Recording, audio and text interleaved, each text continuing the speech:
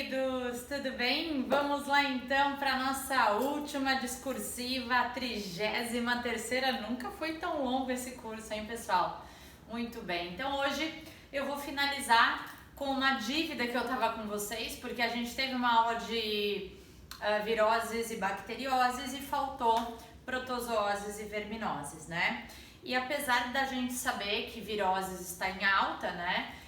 As doenças, né, até a prova da PUC que teve na semana passada, cobrou verminoses, né, comparando com as demais doenças. Então é sempre bom, né, uma coisa que sempre tá aparecendo, infelizmente, é decorativo, né, não tem muito o que fazer, então o ideal é você entender o ciclo e como é decorativo, o ideal é você estudar de forma comparativa, fazendo mapa. Lembra sempre de fazer um mapa de viroses, um de bacterioses, um de protozooses e um de verminoses e depois tentar ir fazendo listas que misturem todas as doenças, tá? A gente tem essas listas na biblioteca para que você possa estar exercitando, ok? Muito bem, queridos, então vamos começar com as principais verminoses. Então, quando a gente fala de verminoses, a gente tem que dividir, né, nas verminoses causadas por plateumintos e as causadas por nemateumintos. Plateumintos, a gente vai ter dois vermes principais, né? Teremos a tênia e o esquistossoma, tá? Porém, a tênia, né, o gênero tênia, a gente tem duas espécies e a gente também tem duas doenças causadas pelo gênero tênia, né? Então, nós vamos começar aqui com a teníase, tá? Então, nós estamos falando de verminoses causadas por plateumintos, ok? Plateumintos. Opa, cortei errado aqui. Então, primeira, teníase. Depois, cisticercose. Depois, esquistossomose. Deixa eu só acender a luz para ver se melhora um pouco aqui a iluminação para vocês. Tá de dia, acho que não vai melhorar grande coisa, mas já é alguma coisa. Se você puder, depois da aula, já fazer isso aqui, fechar o olho, verminoses de plateumintos, verminoses de nemateumintos, já colocar o nome e o agente causador de cada uma delas, gente, isso já é um avanço incrível, tá? Para vocês irem treinando, ok? Muito bem. Então, quando a gente fala de teníase, eu tô falando do plateuminto tênia solium. Aí é importante vocês darem uma lembrada também em características de plateuminto. Plateuminto, vermes de corpo achatado, acelomados, já são triblásticos, certo? Simetria bilateral. Tem já boca, né? E cavidade digestória. Porém, tênia é uma exceção, porque a tênia perde o trato digestório, tá? A tênia, na verdade, como ela é um parasita intestinal, ela já pega tudo digerido. Então, a tênia tem sistema digestório ausente, ou melhor, tem sistema digestório ausente? Não, né? A classificação, presença de sistema digestório em tênia? Não, tá? Isso FUVEST já perguntou. E pegou muita gente, porque todo mundo, plateuminto já tem boca e cavidade digestória, então, tá? Opa, bateu a porta aqui. Então, a tênia seria uma exceção dentro dos plateumintos, ok, pessoal? Então, tá. Temos aqui duas espécies de tênia. Tênia solium, que é a do porco, tênia saginata, que é a do boi, né? Solium, nomezinho menor, o epíteto menor para o bicho menor. Nome maior para o bicho maior, ok? Essa já é uma coisa importante para você guardar, tá? Então, como que é o ciclo da tênia? Então, a primeira coisa que você tem que lembrar é que quando a gente pensa no ciclo da tênia, e aí agora, deixa eu apagar isso aqui, porque meu quadro é muito pequeno, então aqui a gente já tem que pensar no ciclo da tênia. Ciclo da tênia. A tênia tem o ciclo de vida que a gente chama de ciclo com metamorfose incompleta, vamos dizer assim. Eu tenho um ovo, eu tenho uma larva e eu tenho o adulto, certo? E aí esse ciclo da teníase, né? Quando você tem o adulto no organismo, esse adulto é chamado de tênia. Esse adulto é a tênia. Então, essa tênia adulta, a doença, se a pessoa tem uma tênia adulta no intestino, a doença é a teníase, tá? Então, olha só, o homem aqui tem teníase. O que ele tem dentro do intestino dele? Ele tem uma tênia adulta no intestino dele, tá? E como é que ele adquiriu essa tênia adulta? Para ele ter adquirido uma tênia adulta, ele tem que ter ingerido a larva. Como chama a larva? A larva chama cisticerco. Então, esse homem, olha o que ele comeu. Ele comeu uma carne contendo cisticercos, tá? Estes cisticercos têm que estar vivos, é a larva, ok? Que está encistada aqui na forma de cisticerco.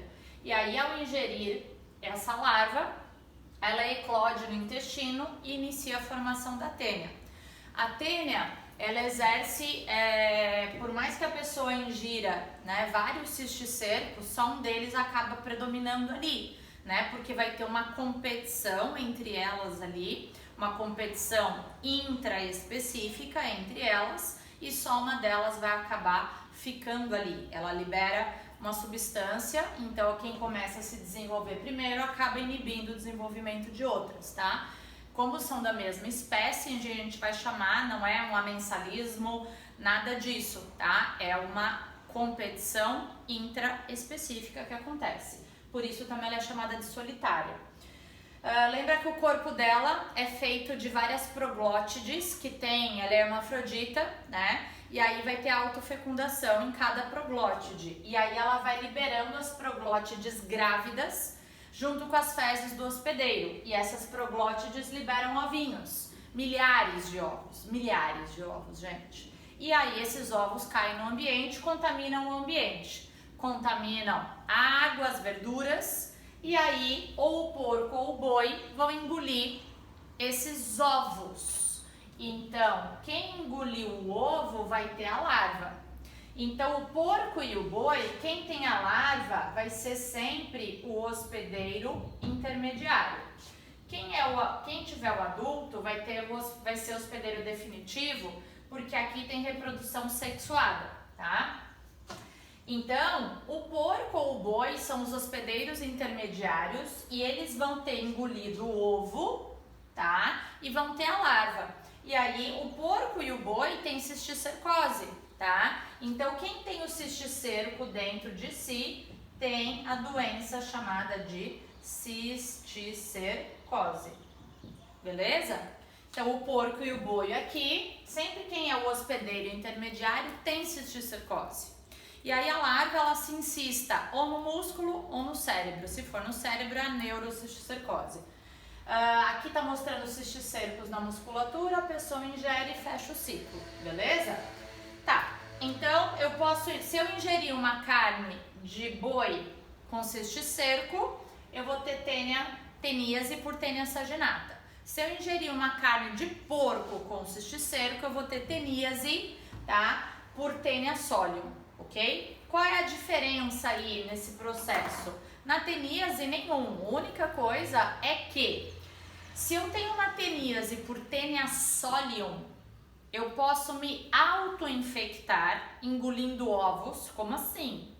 Se eu não tiver higiene adequada na hora da eliminação das fezes e contaminar a minha mão com o ovo e comer, ou levar essa mão à boca, eu vou engolir o ovo da minha própria tênia solium.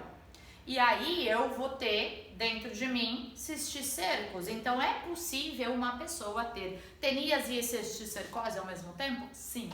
É raríssimo? É raríssimo, mas pode acontecer, tá?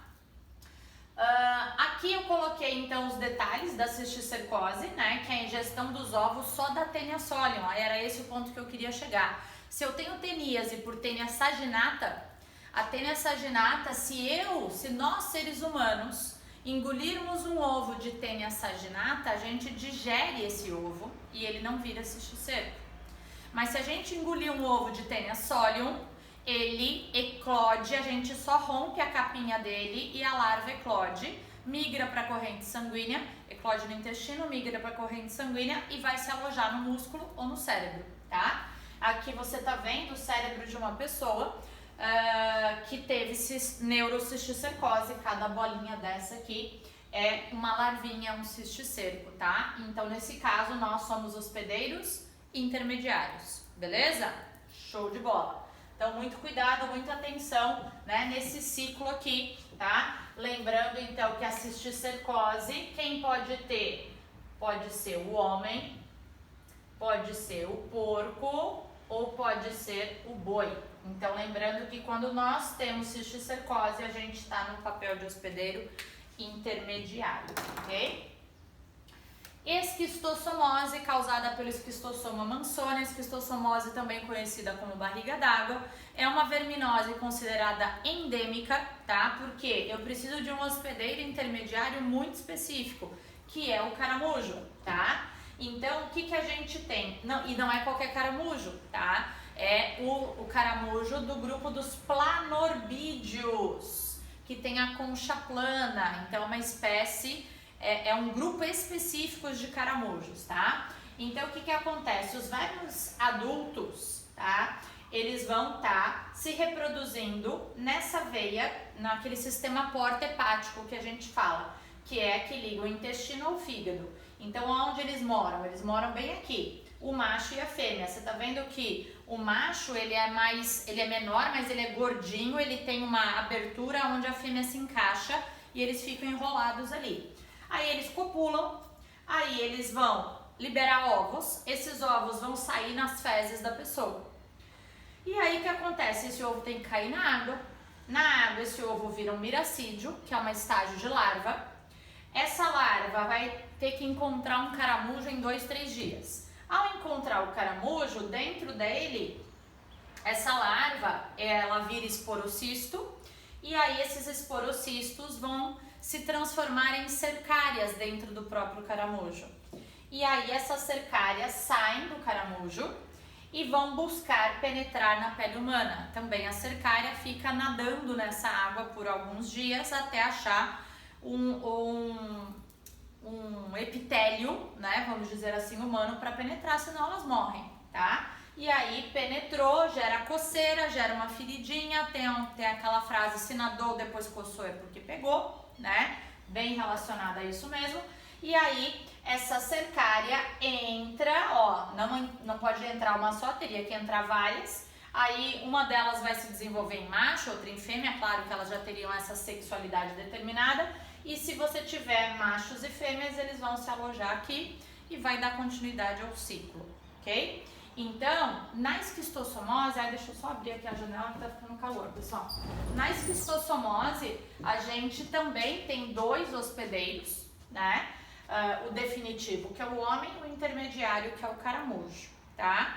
E como eu falei pra vocês, é endêmico, tá? Já tá se desenvolvendo uma vacina de esquistossomose, ela já tá em fase 3 de testes, né? Justamente para várias regiões endêmicas, né? E claro, né, pessoal, por regiões mais pobres, porque quando que o ovo vai parar na água? O ovo que está no intestino da pessoa vai parar na água quando as fezes dessa pessoa não tem tratamento e vai parar na água. Então é a falta de saneamento básico, regiões mais pobres, tá? Nem tanto, né, porque se a gente for ver, várias regiões aqui de Floripa não tem tratamento de esgoto, né? Então 2 tipos de larva, miracídio e cercária, tá, pessoal? Aí agora mudamos, saímos dos plateumintos e vamos para os nemateumintos. Quando a gente pensa nos nemateumintos, a gente tem 5 verminoses importantes aqui. A ascaridíase seria a primeira delas, que é a lombriga. Ascaris lumbricoides, a famosa lombriga, tá? O que eu tenho que saber da lombriga? Uma coisa muito interessante que muita gente errou na prova da FEPAR, tá? Sobre o ciclo da lombriga. Cada lombriga, você já deve ter ouvido falar até de obstrução intestinal de tanta lombriga que a pessoa tem, o animal tem, cachorro, gato tem, né? Cada lombriga que eu tiver no meu intestino veio de um ovo que eu engoli, Então, se eu tiver 50 lombrigas intestinais, é porque eu engoli 50 ovos de lombriga. O ciclo é simples, é ovo, tem um estágio intermediário, mas dentro de mim não temos hospedeiro intermediário, tá? Nós somos, o ciclo dela tem um estágio larval, que é aqui dentro da gente, que vai passar pelo pulmão, e aí depois entra de novo no trato digestório e ela vira adulta, tá? Então, ó, água e comida contaminada pelos ovos, aí nós engolimos o ovinho. O que acontece com o ovinho? As larvas saem dos ovos no intestino grosso e invadem a circulação. Por quê? Esse ovo vira larva no intestino grosso, invade a circulação. Invadiu a circulação, essa larva é levada pelo sangue, passa para o fígado, coração e alcança o pulmão, tá? E aí elas penetram nos alvéolos pulmonares e ficam ali, de boa. A gente costuma dizer que elas ficam ali em torno ali de 7 a 15 dias crescendo e gerando, claro, uma irritação, né? Porque você vai tossir para tentar eliminar aquele corpo estranho que tá ali. Então, a gente fala que pode haver até casos de pneumonia, né? Por conta de ascaris, tá? Porque você pode ter a larva ali gerando, né? Essa inflamação pulmonar, ok? Aí o que acontece? A larva cresce tanto que ela não consegue voltar. Aí ela sobe pela traqueia e desce pelo esôfago. Imagina a sensação, né? A pessoa tosse, né? Quase vomita. Tem gente que vomita nesse momento, né? Os cachorros, os gatos também. Quando a gente vê principalmente filhotinho, tem que cuidar muito em relação a isso. E aí engoliu de novo. Observa que a larva vai ter que ter uma cutícula protetora para não ser digerida pelos ácidos estomacais, para não ser afetada, né? Vamos dizer assim. E aí elas viram adultas e começam a morar no intestino, tá? E aí vão comendo grande parte do que a gente come e se reproduzindo e liberando mais ovinhos, tá? Então, medidas preventivas: água e verduras, lavar muito bem, né? E aquela famosa história, tomar vermífugo uma vez por ano, tá? Então, lembrar, pessoal, do ciclo de Loss, que é o ciclo pulmonar, aquela história de uma verminose que pode ser confundida com pneumonia. Assim como o amarelão. Amarelão, a mesma coisa, também temos ciclo de Loss. A diferença é que no amarelão, a larva penetra pela pele e não pela boca, tá? Então, aqui a gente tem 2 vermes causadores do amarelão, que é o Ancylostoma duodenale ou Necator americanus. Os 2 vermes podem causar a mesma doença, amarelão ou ancilostomose.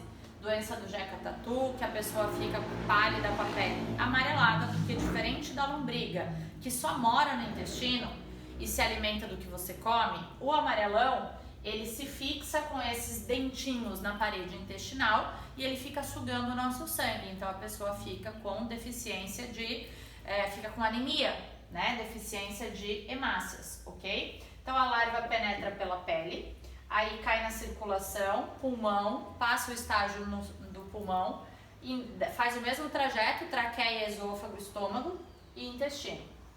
E aí no intestino fica causando essas lesões, tá? E aí eles se reproduzem no intestino e o ovo sai nas fezes, vira larva e fecha o ciclo, tá? Então a gente fala que é uma doença mais de sítio, de locais que não tem saneamento básico, terra, e as pessoas costumam andar descalças, né? Por isso que seria, né, típico do personagem lá do Monteiro Lobato. Filariose ou elefantíase, a única verminose transmitida por um mosquito, né? Que mosquito que é esse? É o mosquito Culex. Para quem não sabe, o mosquito Culex é o gênero da maioria dos pernilongos comuns que a gente tem, tá? O verme é chamado de filária ou, nome científico, Wuchereria bancroft, tá? O homem é hospedeiro definitivo e o mosquito é hospedeiro intermediário, onde o verme faz o seu ciclo assexuado, tá? Então, por que é chamada de elefantíase? Porque esses vermes, eles não ficam no trato digestório. Esses vermes, eles migram, eles vão parar nos vasos linfáticos e eles vão entupir esses vasos linfáticos. Como a linfa vai da periferia para o centro, né? Então, se ele entope aqui, eu vou ter elefantíase, né? Vou ter o inchaço do braço. Se entope atrás do joelho, onde a gente tem gânglios linfáticos, que é o mais comum, a gente tem o inchaço da panturrilha para baixo. Às vezes pega a perna toda porque entupiu na região da virilha, né? Tem pessoas que têm nos gânglios da virilha, nos casos dos homens, e pode atingir o saco escrotal. Nas mulheres pode atingir mama, enfim, tá? Tudo depende de onde a larva vai entupir, tá? Então, o que acontece? No ser humano, né, a gente pega pela picada do mosquito, e aí, o que vai acontecer? Esse mosquito vai ingerir em nós a forma infestante do verme pequenininha, que vira adulta no nosso sistema linfático, e aí eles se reproduzem, geram microfilárias que migram tanto para vaso sanguíneo quanto para vaso linfático. E essas microfilárias é que vão estar entupindo os nossos vasos linfáticos. Aí, se um mosquito te picar e pegar uma microfilária passeando pelo teu sangue, ele se contamina. Aí, dentro dele, né, o mosquito vai ter a reprodução, a multiplicação assexuada da microfilária. E aí começa o ciclo tudo de novo quando ele pica uma nova pessoa, tá? Então, é uma doença negligenciada, que poucas pessoas são afetadas, né? Então, por isso, não temos ainda tratamentos eficazes e nenhuma cura para filariose. A amebíase, agora passamos, né? Falamos de todas as verminoses, então deixa eu só voltar aqui um pouquinho. Falamos de 3 verminoses principais, certo? Causadas por nemateumintos. Dos nemateumintos, então, foi que eu separei para vocês: ascaridíase, amarelão e filariose.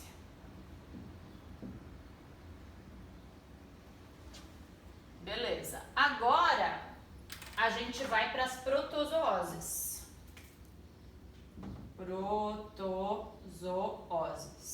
Doenças causadas por protozoários. Então, temos aqui amebíase, vou colocar no mesmo pacote giardíase, vocês já vão entender por quê. Depois, bom, vamos indo de pouquinho, vou falar da amebíase primeiro. A amebíase, pessoal, ela é causada por um protozoário chamado Entamoeba histolítica. Então, aqui você já tem que lembrar, protozoário está no reino protista juntamente com as algas. Porém, protozoário não faz fotossíntese, alga faz fotossíntese. Protozoário sempre eucarionte, unicelular. Temos protozoários de vida livre e temos protozoários parasitas, certo? Então, a amebíase é causada pela Entamoeba histolítica. Cuidado que a amoeba, ela não é parasita, ela é de vida livre, tá? A entamoeba que é a causadora. Então, popularmente, pode se chamar tudo de amebas, tá? Mas dentro das amebas a gente tem as parasitas e as de vida livre, ok? Então, a gente tem aqui também o protozoário podendo ser ingerido, né? Protozoários, normalmente, na sua forma inativa, eles estão na forma de cistos, né? Na forma encistada. E aí, você ingere o cisto em água ou verdura contaminada, e aí a forma ativa vai se desenvolver no intestino, e aí, junto com as fezes do hospedeiro, vai sair esses cistos que eu falei para vocês, tá? Então, tem um ciclo oral-fecal. E a giardíase, a mesma coisa, tá? A gente tem um ciclo bem parecido, giardia intestinalis. A única diferença aí é o local do intestino que as duas parasitam, tá? Mas até é possível adquirir as duas ao mesmo tempo, a amebíase e a giardíase. Então, ambas vão gerar um processo de infecção intestinal, né? Dores, diferente. Eu acho que os sintomas delas são mais evidentes do que o das verminoses. Das verminoses, como a amebíase, por exemplo, é mais a longo prazo. Aqui, a amebíase, não, desculpa, já estou confundindo, da lombriga, né? das caridíase, era esse o nome que eu queria lembrar, tá? Aqui os sintomas aparecem mais rápido, ok? Porque a quantidade também normalmente é maior. Doença de Chagas, né? Não temos aí um ciclo rápido da doença de Chagas, é um ciclo muito longo, né? O causador é o Trypanosoma cruzi e a gente tem as fezes contaminadas do barbeiro com Trypanosoma, né, podendo nos infectar. Então lembrar de não cair na picadinha da picada, né? O barbeiro, ele não é um mosquito, ele é um inseto do tipo percevejo, tá? Então transmissão é pelas fezes do percevejo barbeiro.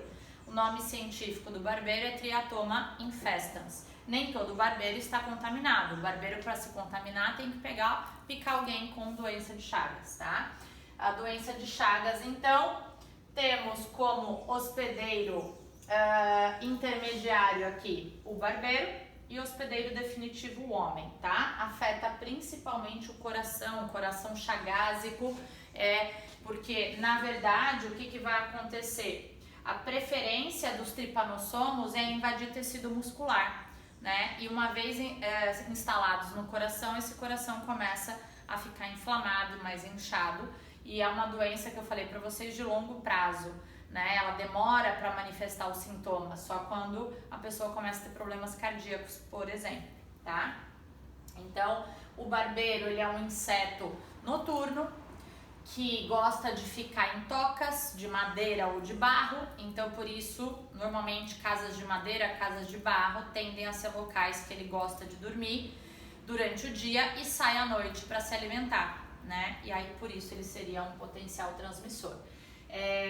Ele normalmente pica animais silvestres, então ele teria um ciclo só com animais silvestres, mas eles já invadiram, né, o meio rural aí das casas, tá? Todas essas doenças, pessoal, que o verme ou o protozoário tem algum estágio sanguíneo, né, tem que ter cuidado nas transfusões de sangue, porque poderia pegar por transfusão de sangue, tá? Chagas, por exemplo, temos relatos, né, na ciência de países, por exemplo, que não tem teste para a doença de Chagas, e aí eles não pegam esse parasita na detecção do sangue que vai doar, né? Já temos relatos disso. Então hoje vários países, quando tem esses protocolos de doação de sangue com estrangeiros principalmente, né, só se tiver todas as possíveis doenças sanguíneas aí para fazer, tá? Estamos acabando malária agora. A malária, doença endêmica, protozoose endêmica da região de florestas tropicais, não só do Brasil como do mundo, causada pelo Plasmodium, que é nosso agente etiológico, e transmitido pela fêmea do mosquito prego anófilis. Sempre muito cuidado, né, pessoal? Agente etiológico é sempre o causador e o vetor é sempre o transmissor, tá? Então aqui tá a fêmea do mosquito anófilis, ou mosquito prego, e aqui temos o ciclo. Na malária, pessoal, o ciclo, então a gente já falou amebíase e giardíase, esqueci de colocar aqui o que eu falei antes, eu falei de Chagas. E agora malária, né? Aqui, malária. A malária é a única delas que o homem é o hospedeiro intermediário e o mosquito é o hospedeiro definitivo, tá? Porque olha o ciclo aqui. No mosquito eu tenho reprodução sexuada e na gente só assexuada, tá? Então nós somos hospedeiros intermediários aqui. O ciclo do Plasmodium, pessoal, são 4 espécies de Plasmodium, tá? Cada um deles, né, eles podem gerar a malária benigna e temos a maligna, dependendo do tipo de Plasmodium que a gente tem. Ele vai ter um ciclo reprodutivo um pouquinho diferente, né, com intervalos de febre a cada 48 horas ou 72 horas, né? Porém, o básico do ciclo tá aqui, né? A gente tem o mosquito injetando aqui, ó, a forma infectante do Plasmodium, que é a forma de esporos.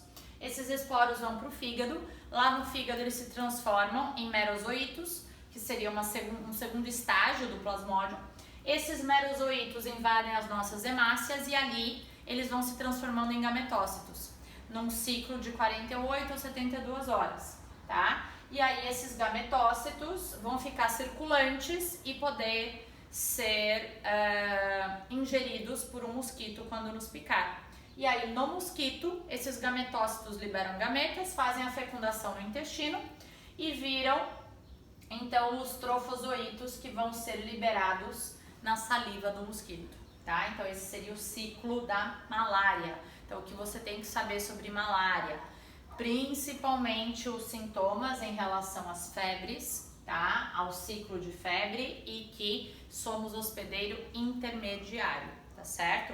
E por que a malária é uma doença endêmica? Também outra coisa importante, por conta do vetor, tá? Esse vetor, esse mosquito, o mosquito anófeles, é um mosquito endêmico de floresta tropical, beleza? Enquanto não tivermos outro vetor, ela vai ficar lá. Leishmaniose agora, pessoal. Estamos acabando, só falta mais duas. Leishmaniose. Eita, fiz errado aqui. Leishmaniose. Tá. A leishmaniose, a gente tem duas principais, a visceral e a cutânea, causadas por duas espécies diferentes, né? Então a gente tem o Leishmania chagas, o vetor é sempre o mosquito palha, e temos também a leishmaniose cutânea causada pelo Leishmania brasiliensis. Então a gente tem duas espécies diferentes do gênero Leishmania, tá? A leishmaniose cutânea, como a gente pode ver, ou tegumentar, afeta a pele, e a leishmaniose visceral, ela é interna, né? Afeta, gera essas feridas internamente nessas vísceras. E o ciclo normal é o mosquito palha picar o cachorro, né? E o cachorro ter leishmaniose. Porém, o cachorro vai funcionar como um reservatório. Mosquito palha, eventualmente, que picou o cachorro, pode nos picar também, né? Podendo causar tanto em nós a leishmaniose cutânea quanto a visceral, né? Então, o transmissor é o mesmo, é o mosquito palha, Lutzomia longipalpis, tá bom? Pode afetar a medula óssea, o nosso fígado e a nossa parede intestinal, isso no caso da leishmaniose visceral, então ela é um pouco mais grave que a leishmaniose cutânea, tá?